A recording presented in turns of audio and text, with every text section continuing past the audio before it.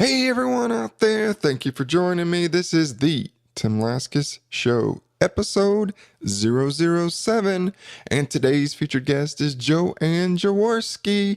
She is a true, authentic power success coach and a co-author of the Amazon bestseller, Ready, Aim, Influence. Her specialty is educating and empowering clients by using their own energy and subconscious mind without that hypnosis to release negative beliefs and emotions that were formed very early in life. And Joanne did not go looking for this career. Instead, it found her. So sit back or keep running or whatever you're doing and enjoy the show. The Tim Laskus Show, in search of entrepreneurial gold. Tim digs deep into the minds of his guests, entertaining, down to earth, and informative. Now, here's your host, Tim Laskus. Welcome everyone to the Tim Laskus Show. I'm very happy to have today Joanne Jaworski. And did I pronounce that right, Joanne? You did. Awesome. I'm very proud of you, Tim. Well, thank you. I really am so grateful that you're able to join me today and take time out of your busy schedule. And I usually like to begin with, my guests telling the listeners a bit about themselves aside from business. What do you like to do for fun? What's your passion away from business? Probably my biggest passion is music. I'm not that skilled at playing piano or guitar. In fact, I wouldn't even say that that's a skill, but I love it.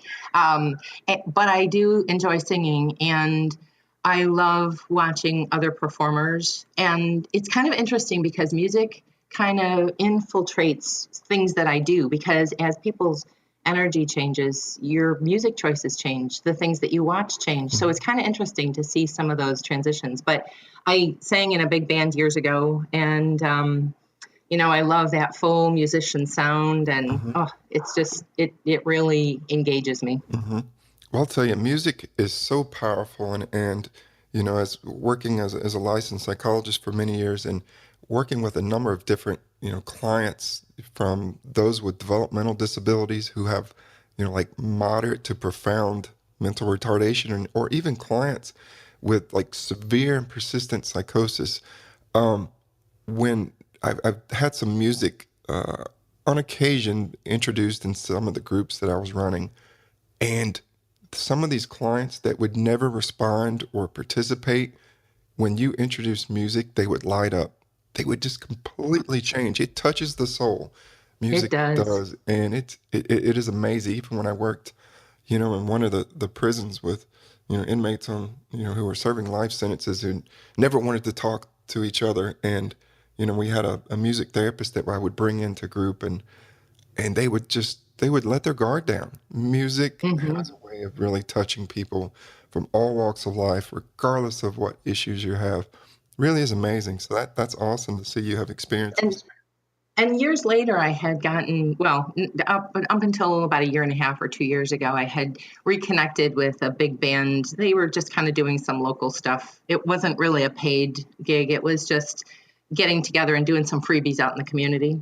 And they would sometimes lack a drummer. And I always had an interest in drums, never took lessons. I'm not a big lesson person. I'm not a big lesson person. I hated the practicing kind of stuff. But I kind of filled in, and it came so surprisingly naturally for me, because I used to tap dance and all that stuff as a kid too. So rhythm, there's just something about it. And I would say learning I didn't really learn I learned the drums, but I didn't learn it formally. Let's put it that way. But that part to me I think I was as jazzed about that as big accomplishments, because it just was so fun. It was just so fun.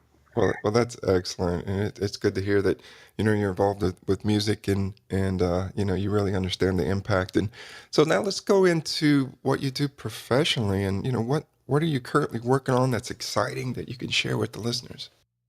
Well, I do a combination of energy work and using the subconscious mind.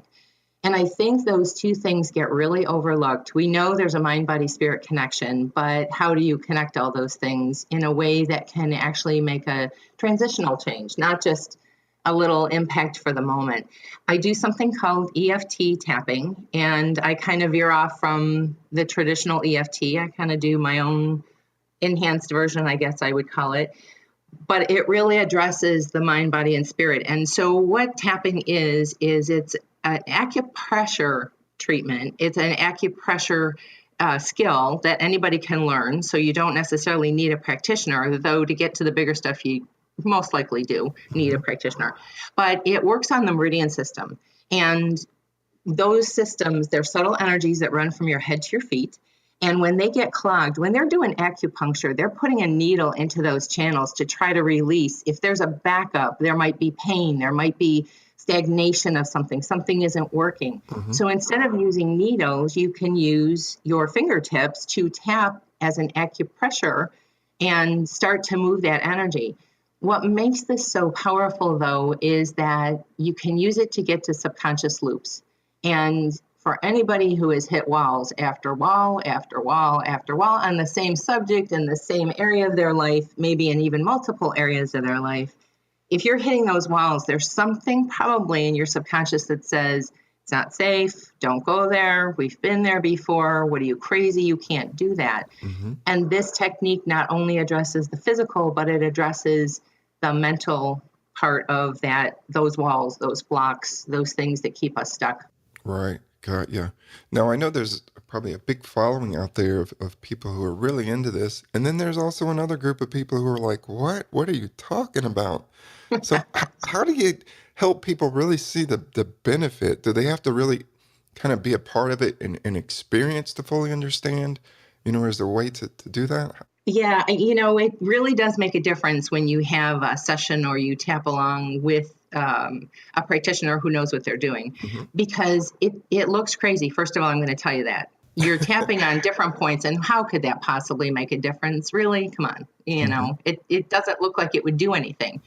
But when people are guided or they have somebody skilled working with them, it's amazing the things that come up, like memories that you haven't thought of in a long time that are holding that nugget, that core in place. I look at it like using or trying to take down a house of cards. You don't have to take down everything that's in the way, but if you get to the core bottom cards and you pull those out, the other things kind of fall away like a house of cards would. And so, yes, I get a lot of crazy looks, and 5 years ago, it was much worse. But the thing with this tapping is that it is pretty dramatic. It is very effective. And I'm not looking to convince skeptics. That's not who my ideal clients are. Right. There are people who know on an innate level that there's more to the story, that there's a connection between the mind, body, spirit. And those are my ideal clients. I'm not looking to convince anybody. But I will say that when somebody has an appointment or somebody has experienced that kind of shift, you don't need to explain. They just know it, they feel it, and it can be pretty dramatic. Right. Dramatic in a good way. Sure, absolutely. And do you see that there are certain regions of the country where, this type of therapy would be more accepted more so than others? Because, living here in South Carolina, there's even with, going to therapy with a psychologist or a social worker or a counselor, there's still kind of that myth that, man, you got to be nuts to go see someone. But then, when I lived up in New Jersey and even out in California, people are much more open, Yes. to either, receiving counseling or therapeutic services, but also, alternative ways of getting assistance. And in fact, I think, out west in California and Arizona and New Mexico, people are very, I guess, much more open. And it just depends on, the area of the country. Yeah, I would absolutely agree with you.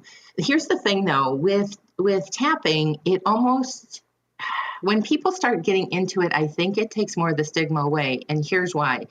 We address things like, before the age of 7 modeling, and you can kind of see light bulbs come on with people who didn't realize they could download the energy around them before that, in those early developmental ages. Our brain is in a theta brainwave state before the age of 7. I'm not a research scientist person, but this is this is the theory behind what goes on. Mm-hmm. And your brain, you act like a sponge. That's why it's so easy to learn. That's why it's so people can learn 3 languages in the kid age, because it's so, you're readily susceptible, I guess, Mm-hmm. to those things, good and bad. And I think when people start seeing, I call them the negative meeps. There's modeling, there's emotions, and then there's patterns that develop.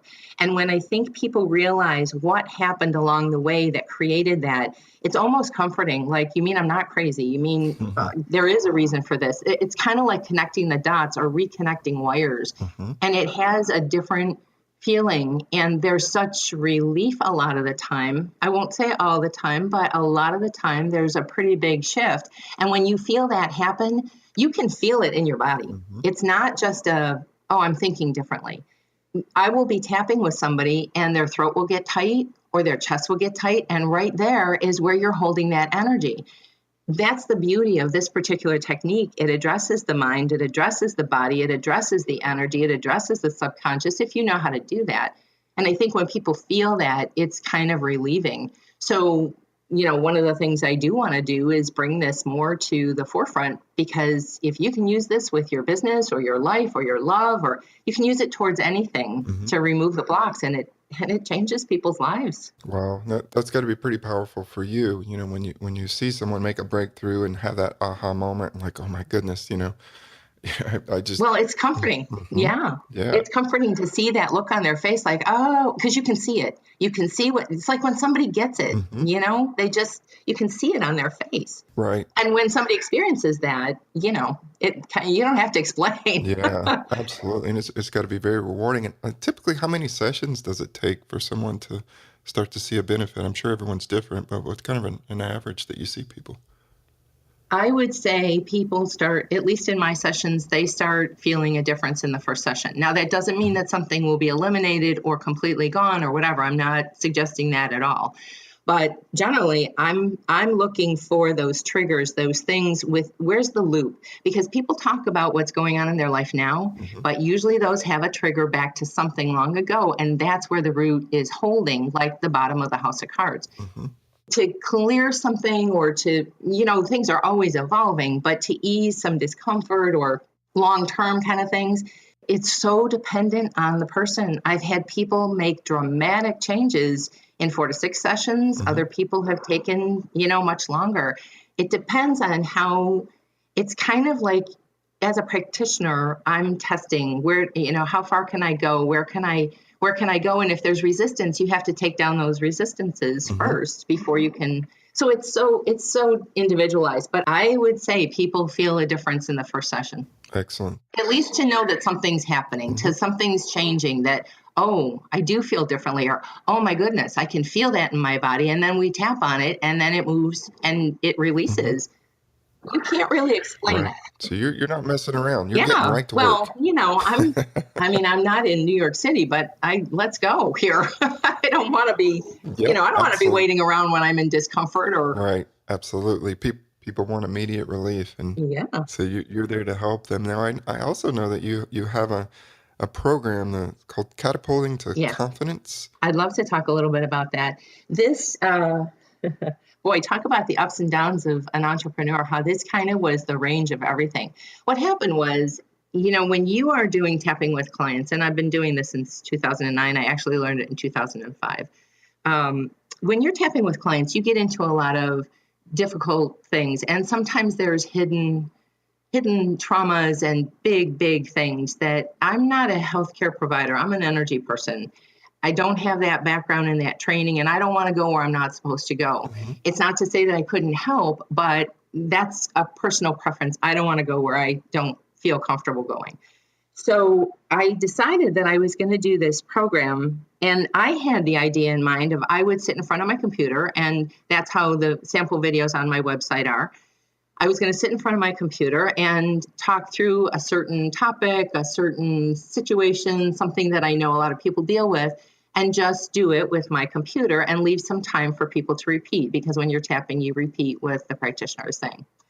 And I had my mind all set to do that. And one of my clients, I think it was after her 3rd session, she knew I was doing this. I was telling everybody I was going to do products and programs, audios and videos, and she volunteered to be a subject on camera. Mm-hmm. And I was not prepared for that.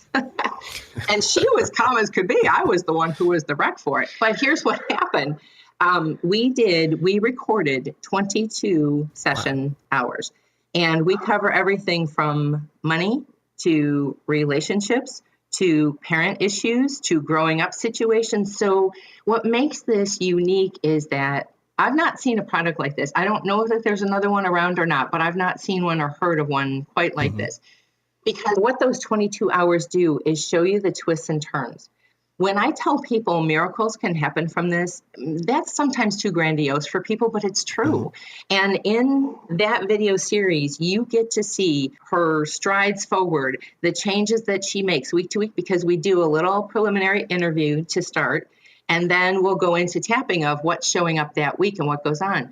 And we got to about the 17th session, and she came to me and said, I'm wasting your time, because we didn't know where this was going to go. We didn't really have a plan for it. We was just kind of going with the nudges of how we were led. And about the 17th session, I think it was, she came to me and she said, I'm wasting your time. I'm not going to help anybody, as I still feel. Well, that to me is almost an indication of you're right on the cusp.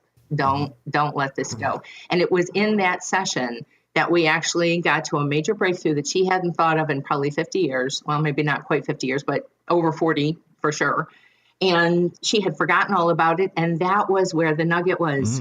That popped everything else open from that point on. It opened up a lot of, because she didn't remember, but that's where the subconscious comes in so handy when you're doing tapping, because it will release some of those early memories that, you might blow off or not think anything about, but they start that chain reaction, and they're the catalyst for the pattern that develops, for the emotions that get stuck. Right.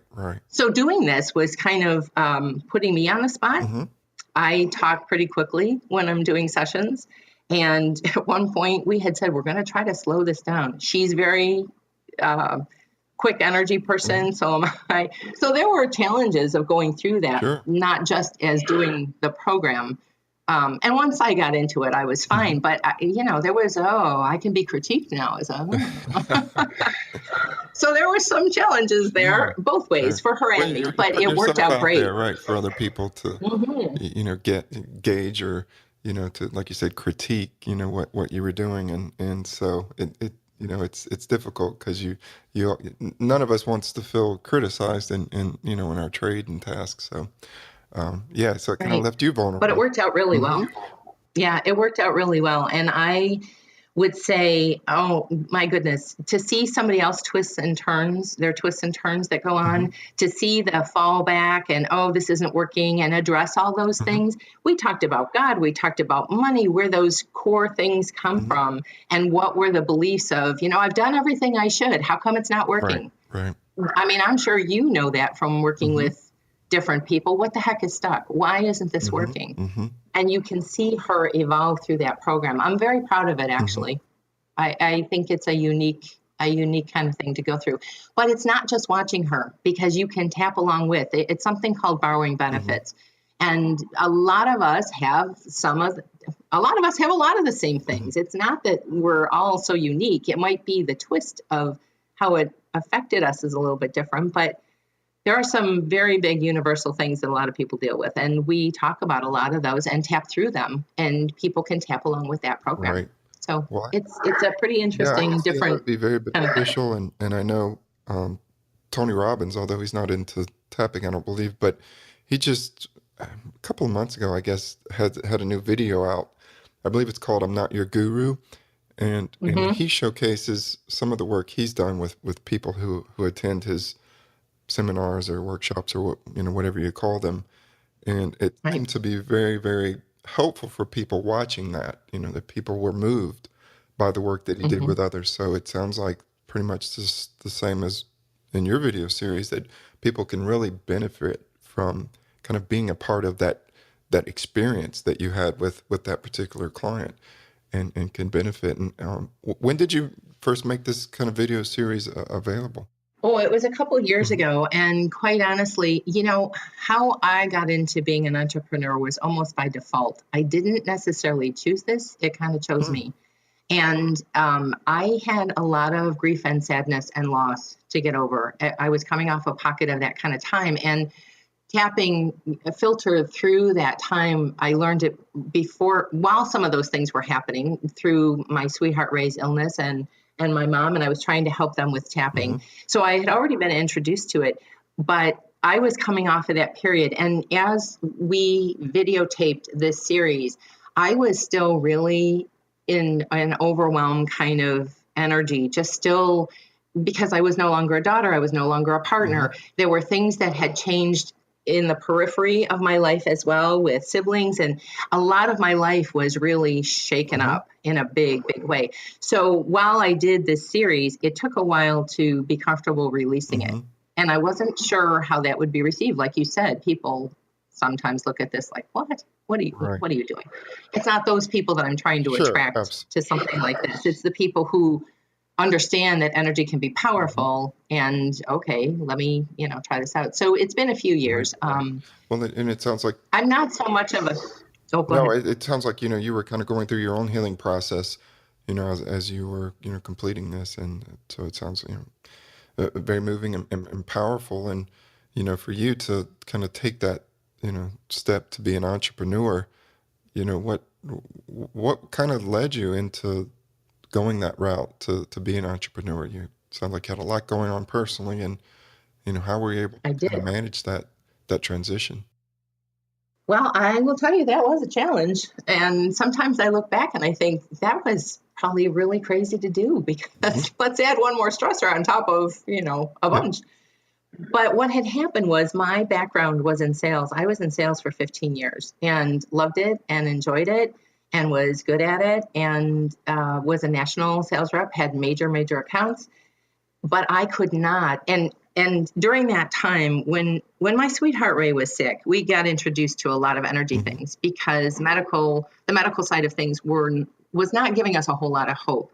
And so that's how I got immersed into all of this energy thing. I didn't really go looking for it. I wasn't drawn to it. I was seeking it out for him and some things that were going on with my mom. But through the process, I was left, because Ray did pass away and I was his caretaker, and I was physically and mentally exhausted. There was no way I could go back, because I had left, working in sales and was caretaking him 24/7. And in that process, I couldn't go back to quotas. I couldn't go back to that pressure of, working for someone else like that. I needed that freedom of an entrepreneurial spirit, I guess, the freedom of your schedule. So when I realized I was good at this, I can't, honestly, Tim, I was in such a fog when I started this. I can't even tell you how I got my first clients. I really don't remember. I remember how it took off. I remember what happened from that point, but it was a challenge. And I don't think most entrepreneurs go that route. I don't think it's by default. Right. Well, everyone has their own path, and it sounds like yours just evolved from where you were in your point of life and your experiences, and it just came together, for whatever reason, and you went with it. And and everyone has a different journey, and everyone's journey is unique, and so with yours is very special as well. And now that you've been an entrepreneur, and you've developed your own series, and you're out there serving others and trying to provide value, what are some tips you would offer for other entrepreneurs who have that entrepreneurial spirit, and either they're doing it now, or maybe they're on the verge and they just haven't taken that step yet? Do you have any advice for them?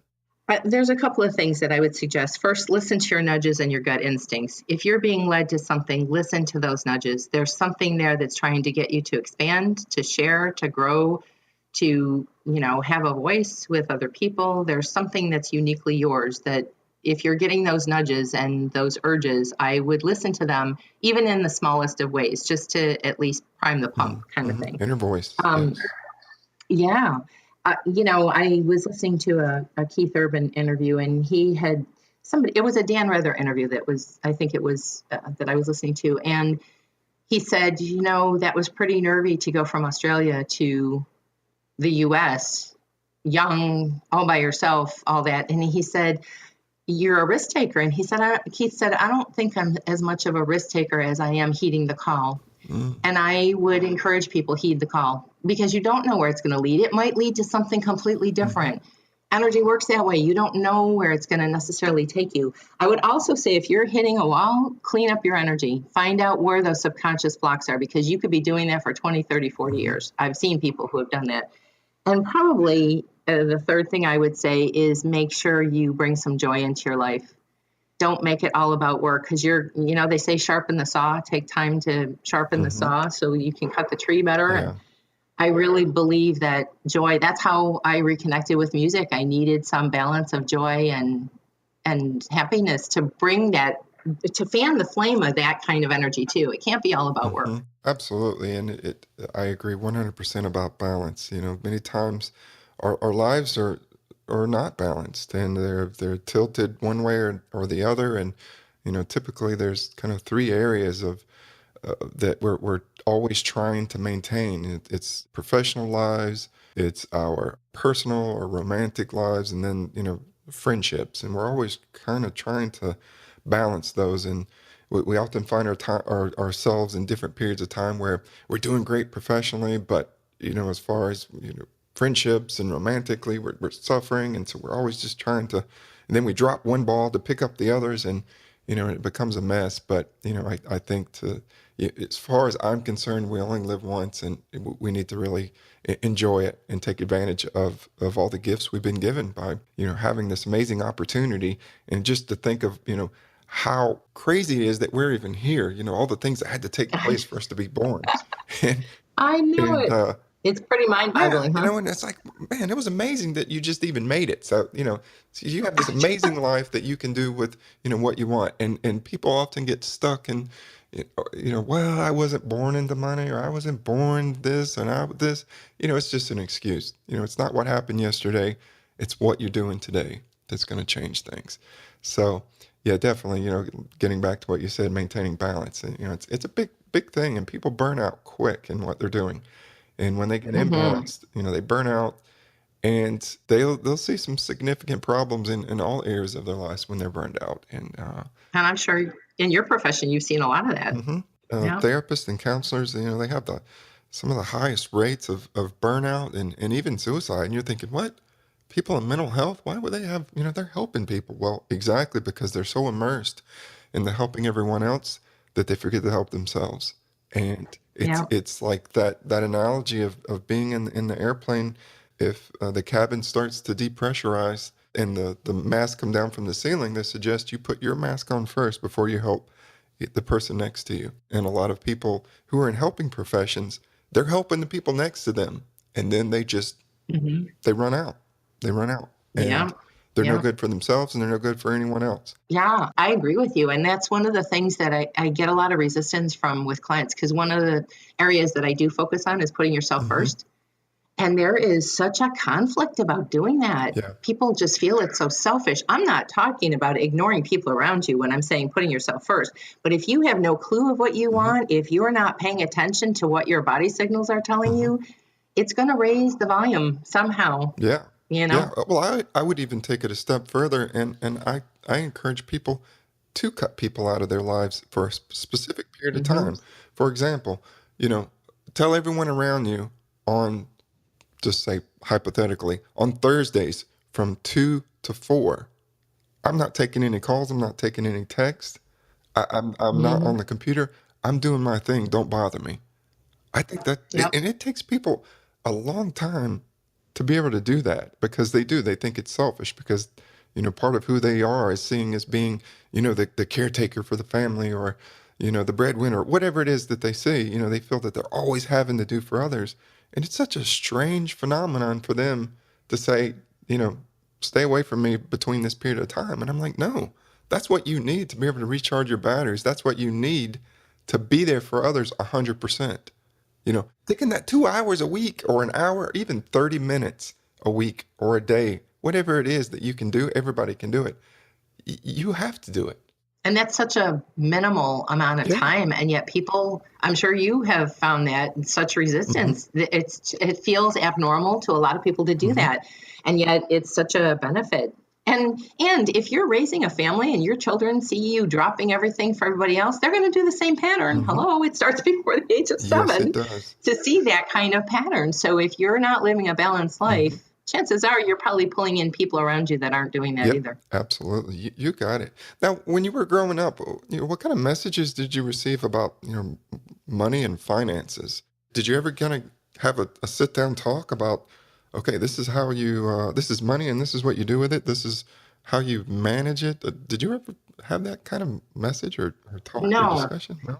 no, I never had those kind of talks. But here was the thing: my two parents were on opposite sides of the belief system about money. My mother grew up very poor, depression baby, in a soup line, and embarrassed about her situation growing up. So she's carrying that kind of cloud. Hmm.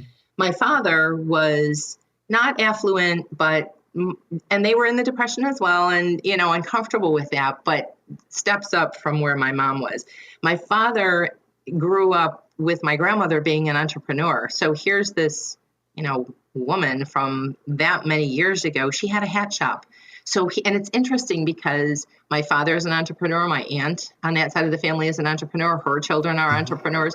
So there was a totally two different sides of thinking about money. One was very scared about money. There'll never be enough. And the other one, my dad, was the entrepreneur. And he owned some properties, and he didn't make a ton of money, but he made his money Hmm. work. Not necessarily through investments, but investments with property. He did. And he was also a fix-it guy. So I saw that kind of spirit of what you can do and how you can make your money work for you. We didn't necessarily have the talk, but I had that Hmm. influence. Yeah, same here. I never had the talk, but I remember my grandfather as I was growing up. I spent a lot of time at my grandparents' home, and he would tell me stories of growing up during the Depression in Chicago. He was a young child from a Lithuanian family, and he would tell me how a train would come through the area where he lived during the Depression, and he would go every week and still, I think it was weekly, but anyway, as often as he could, and he would go and steal potatoes off the train in order to help the family Mm, put food on the table. yeah. And just going through that period of the Depression really influenced his life. And when he had passed away, he had saved pretty much everything. I think for him, everything had two or three uses. He Yeah. wasn't like a hoarder. It was, hoarders are typically will have stacks of things throughout their house, and it's just, there's no order to it, and it's, unsanitary.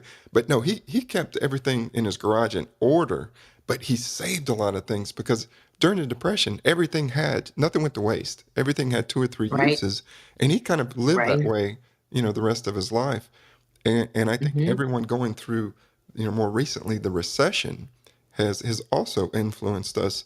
And people think, oh, well, the recession's over. We'll go back to, the way we were. I don't see that happening. I think people have changed their habits, many of them, and will continue for the rest of their lives. It made a big, impact on all of us. And, even people who didn't lose their jobs during the recession, there was still kind of that guilt for the people who had jobs. Yeah. And maybe they didn't need to cut back, but they would go out to eat and maybe share a meal where they never did before, just because they thought, oh, we should probably be doing this, and save. That fear underneath, it's a big Hmm. driver. Hmm. It's a big Yeah, driver. and that'll be with us. And it was a fix it generation then too, Yeah. Hmm. you know? Absolutely. Um, Yeah. Now, the next question kind of goes more into, we talked a little bit about, being able to take care of yourself. And when you get burned out, when you're drained or you need your batteries recharged, what does Joanne do, to recharge her batteries? I turn to music. Hmm. I turn to tapping for myself. I will do, there's a person that I do exchange sessions with. She doesn't necessarily do EFT. She does a different modality. So I reach out. One of the things about being an entrepreneur for me and being out of some of those relationships that I used to have, which kind of fill up your life. I mean, when your family kind of starts to go away for death, dying, Hmm. whatever reasons, it kind of, that family unit starts to change. I really needed to expand into the outside world. So I started a group called the Creation Circle, where we're like-minded people. It's not any pressure, but it gives us a place to talk about the things that we do, not necessarily to spend all our time in the woe is me. That's not what it's about, but kind of where are we going and how can we help support each other? More of a mastermind kind of thing, but with an energetic overtone. But I would say probably music, water, swimming. Right now I'm already feeling the effects I'm in Rochester, New York, and feeling the effects of the gray, because we're near Lake Ontario, so we get a lot of gray clouds. Yeah. And I'm already needing sunshine, and we're just Yeah. starting off the Right. season. So I'm a Yeah. little, That whole how can I get some sunshine? seasonal affective disorder, they call it, where you get Yep. lack of sunshine and cold, wet days for days and weeks on end. It really gets to you, and it brings you down. So for sure. Connections are very important to me, Hmm. and I'm very much, I like to chat, Hmm. which is why I do interviews Right. too, because I like to chat. I like to hear other people's stories and what's going So on. I would be maybe correct in guessing as far as personality style, you're more of an extrovert than an introvert. I would say probably that's Hmm. true, although it depends on the situation. Now, here's the funny thing. I really loved Hmm. sales. And I'm the combination of that just was so great for me. I don't really like networking. Hmm. And I always found that bizarre, but networking has there's a different intention. For me, my sales was very relational. And my clients are very relational with me. The things that I do with this, you know, tapping and sharing, and now wanting to hopefully get it into some college settings. I'm very much a relational person. So I guess I can have my introvert Hmm. times and my extrovert times, but I really like the connection. Right. It's interesting, starting out in the mental health field and, helping others. I'm really, although I do enjoy being around people, I'm more of an introvert, and people Yeah. can typically uh, tell without even being tested, um, whether they're more an extrovert or introvert based on how they like to recharge their batteries. Extroverts Mm, many times recharge their batteries by being around others. It could be one person, it could be a group of people, but that's yeah. how they get recharged, that inner battery, that inner core. For me, it's different. Well, there you go. Yeah. For me, it's different. I recharge my batteries by isolating.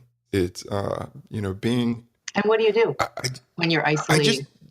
I need time to think. I need about a half hour, 45 minutes when I'm done, with whatever I'm doing during the day with seeing clients or teaching or whatever it is. If I'm around people for the most part of my day, when I'm done, I'll come home and I usually, my wife knows, okay, Tim needs about 30 to 45 minutes just to kind of decompress.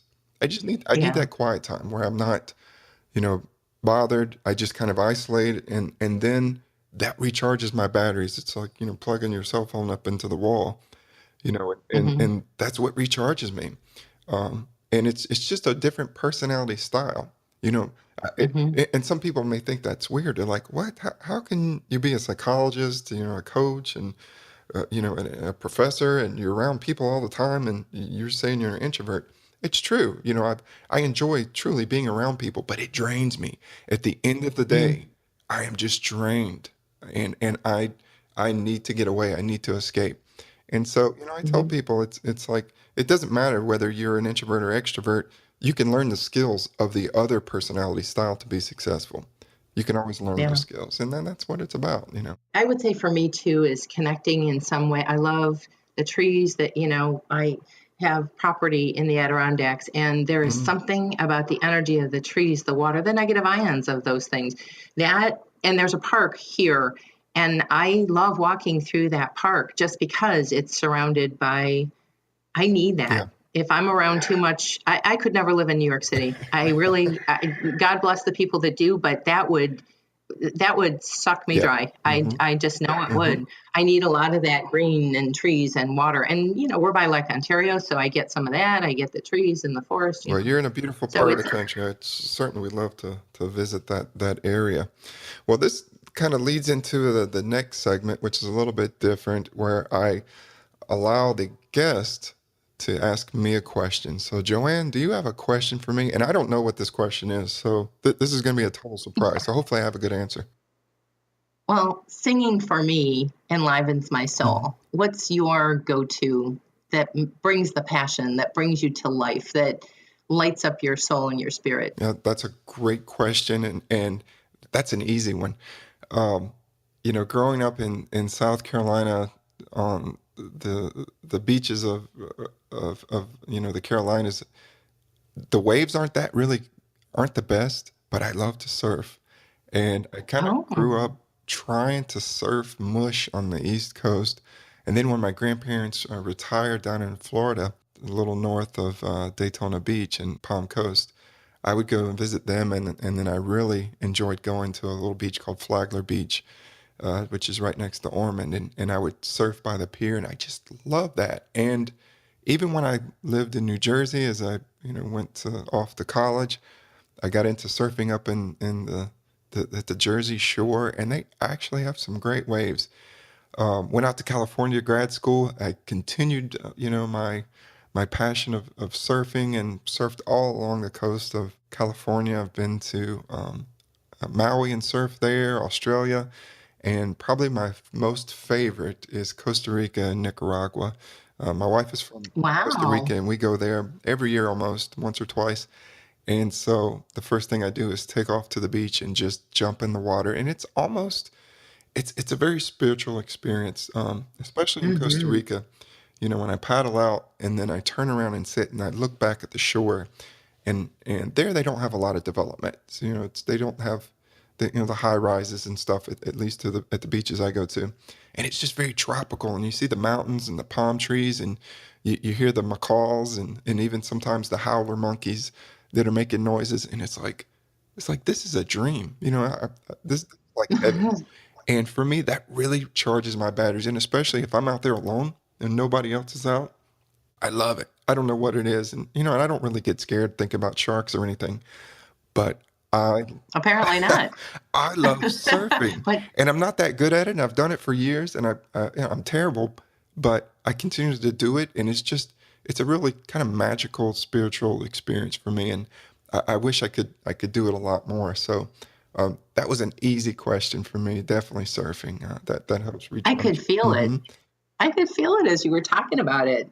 Yeah. It's hard to explain, unless, for someone who hasn't been surfing, it's just it's so pure because it's you and the waves, it's you and the ocean, it's Mother Nature. I mean, at its Hmm. finest. There's not an engine involved.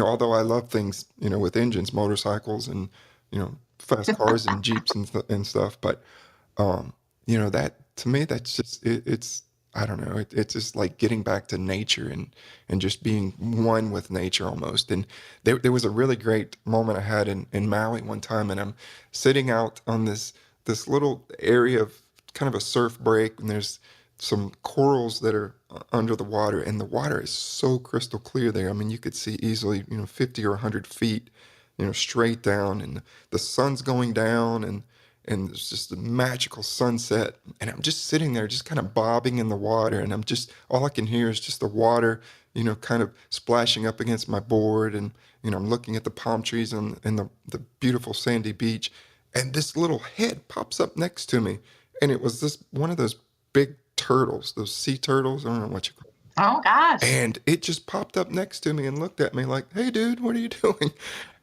And it scared me at first, but then I was like, how cool is that? I'm in his territory, and he's looking at me, and he's, sharing this What are you this doing here? moment. Yeah, yeah.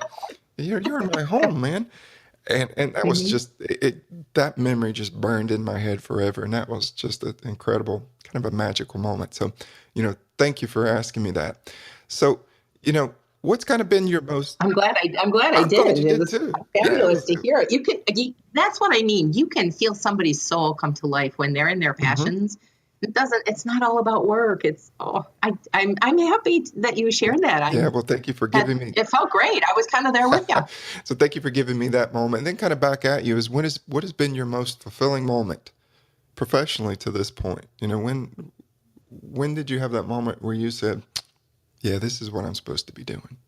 I think that evolves all the time. I don't know that I've had one moment. I think the first time I saw somebody's life change, Hmm. and in a dramatic way, I'll just share a real quick story here. I presented at the Lake Placid Olympic Training Center, and this was a few years back. And this particular athlete was a bobsledder. She got into an injury. They wanted to play soccer her coach. She got a new coach, and he wanted them to play soccer together to bond, team bonding, whatever. And she had always had this rule that she didn't want to do something outside of her normal routine because she didn't want to get hurt. Well, lo and behold, she and her coach went for the same ball. She got kicked in the knee, and it required surgery.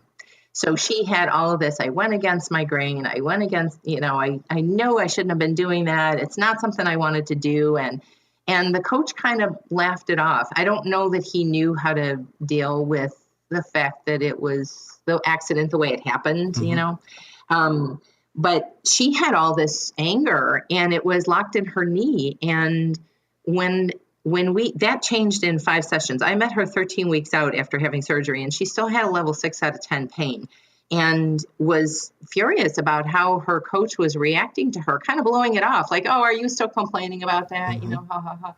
And the clinic manager had said at any point in time, I think this woman could just call it quits because she just can't seem to heal. And so I worked with her for 5 sessions, and in those 5 sessions, the clinic manager said, "This is remarkable results. This is unprecedented." Actually, his words was unprecedented results, because it wasn't the physical, it was the mental that was keeping that knee alive and hurting.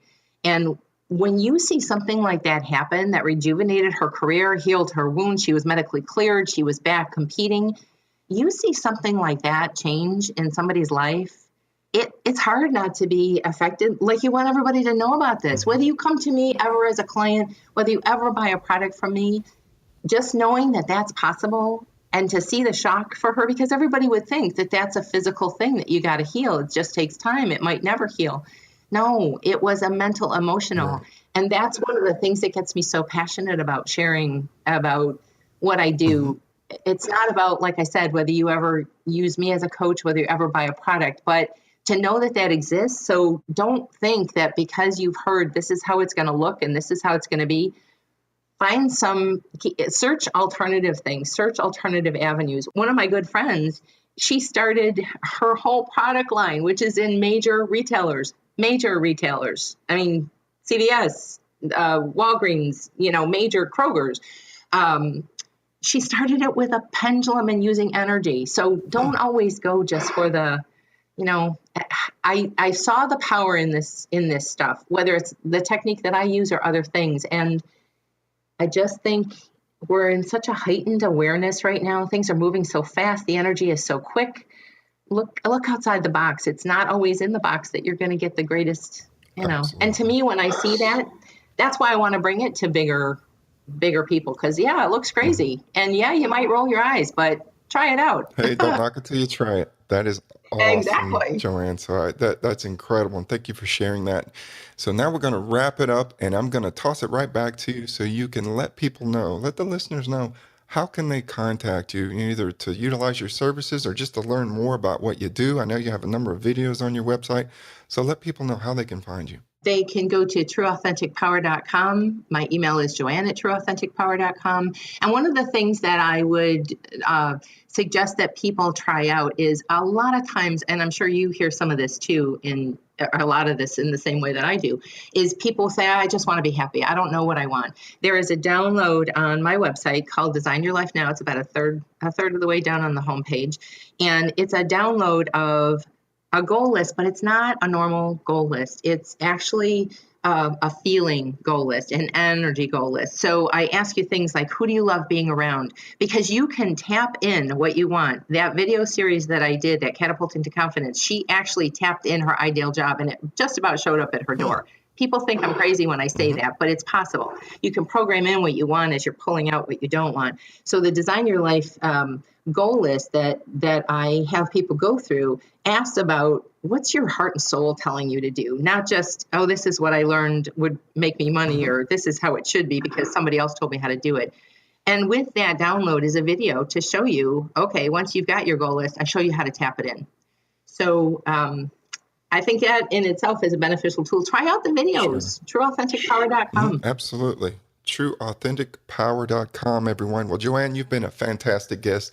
Thank you for your time, and I'll definitely be in touch, and we're going to, talk more in the future. Thanks again. I would love that. It's been great meeting you too, Tim. Take care. Thanks for the invitation. You're welcome. Anytime.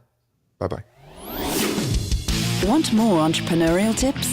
Go to timlaskus.com.